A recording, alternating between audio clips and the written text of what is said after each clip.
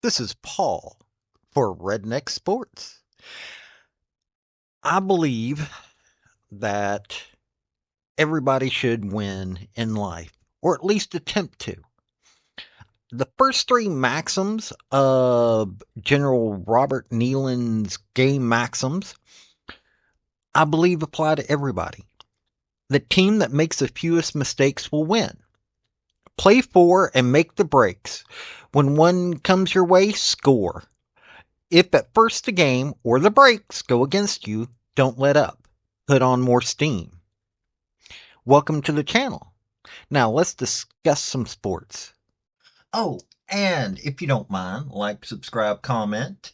And I've got a link tree down below that's got my social media, and it has my Patreon if you want to help out. Thank y'all. So, folks, we're going to cover all of next week for the SEC. I'm going to cover 5 games in the SEC. Now, I'm a Tennessee homer. I'll admit it. There are 2 games that I'm going to cover. Both of them are University of Tennessee games. But I'm also going to cover 3 games that are not. They're going to be some ranked games, and these could show you what's going to happen come NCAA championships. Now, why I'm covering Tennessee especially, other than just that I'm a homer, Rick Barnes and several of the experts around the team have said this is one of the best teams that Rick Barnes has ever been able to put together.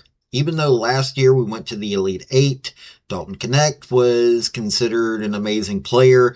They're saying as a team, this is an amazing team. So that's why I'm covering Tennessee more than just being a homer.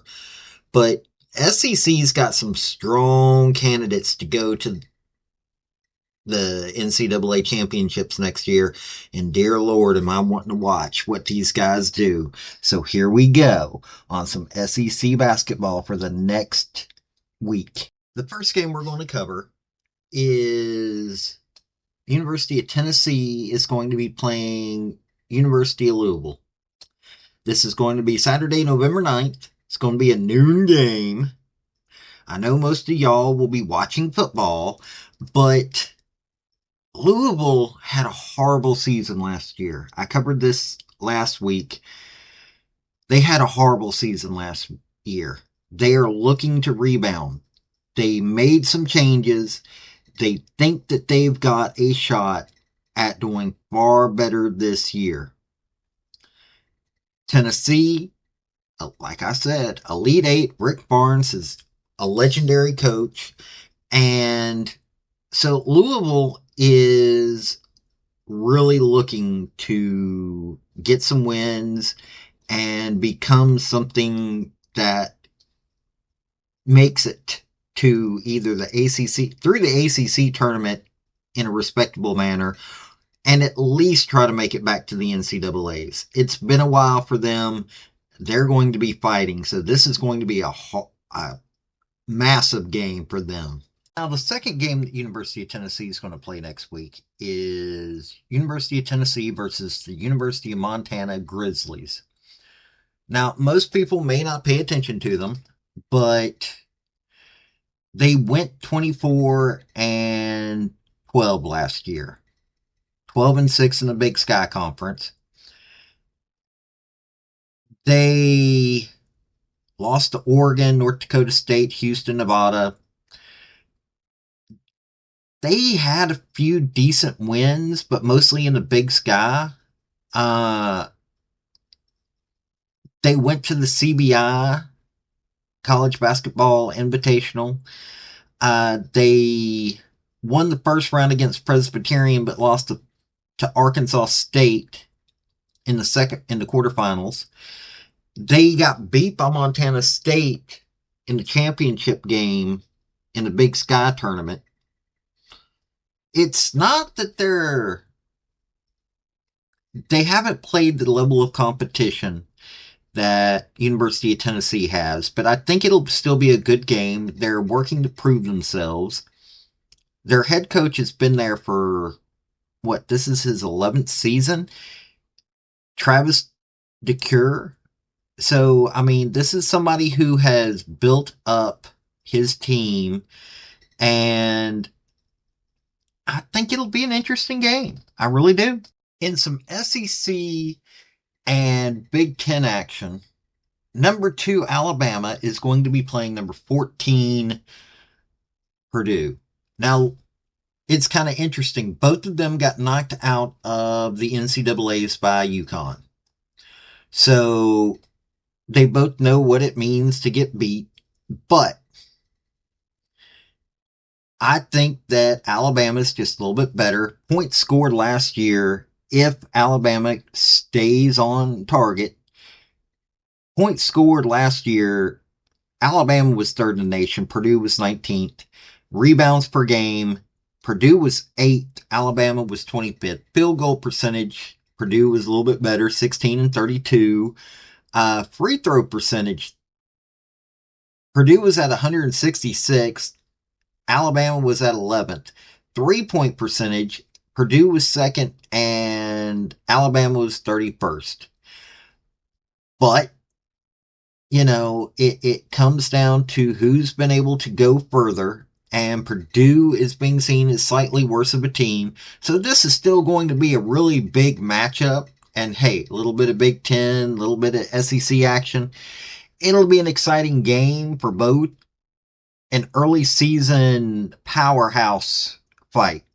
The fourth game that we're going to say that you should watch if you're an SEC fan, it's going to be a SEC Big 12 matchup.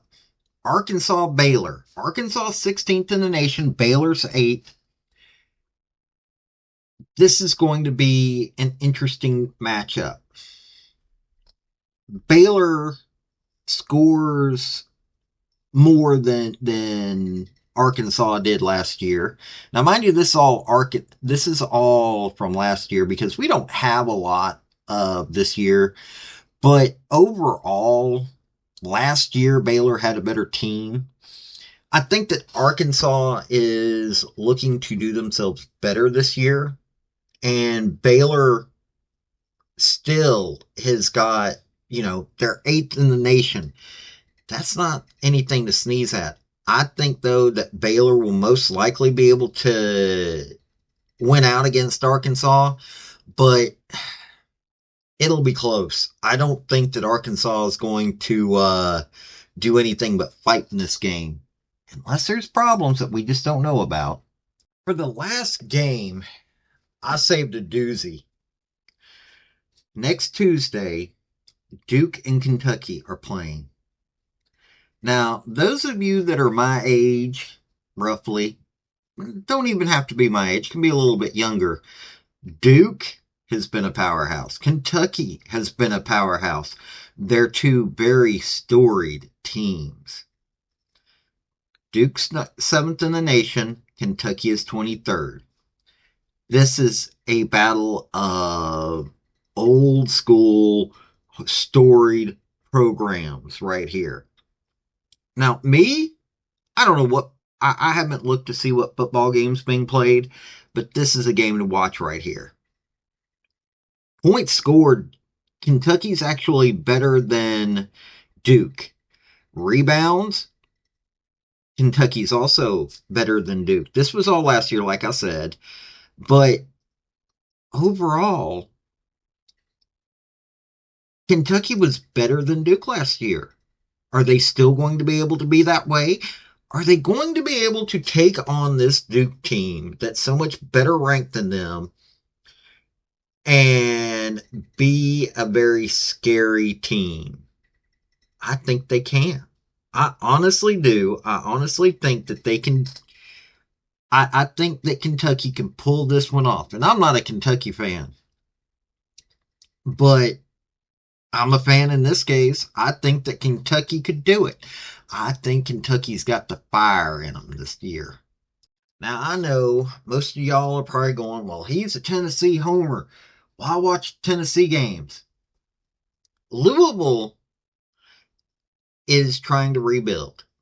Montana is not always the best basketball team, but They're a winning basketball team. Both Louisville and Montana have something to prove this year. They want to do far better than they did last year. Montana had a winning season. They know how to win. They've got a coach that puts his all and gets his team to do great things. But let's go to the other three games. Alabama, Purdue, Arkansas, Baylor, Kentucky, Duke. You can't tell me that these are not going to be some amazing games to watch. They're going to be powerhouse teams, all ranked. I mean, even Tennessee's ranked at 12, but all three of the other games are ranked games. This means this has implications over everything else. This could show you what the season's going to be like. So if you're a basketball fan, these are the games to watch. This has been Paul with Redneck Sports. Y'all have a good day and enjoy some hoops. Thank you for watching this video. I've had some fairly good success with all of my Redneck Sports stuff, and I hope you enjoyed the topic. If you did, like, subscribe, comment, all that rigmarole, and also just let me know what you want to hear about. I'll give a redneck spin to this stuff. Let me tell you, I love sports. So I love people that want to join me in that. This has been Paul with Redneck Sports. Y'all have a good day now. Bye.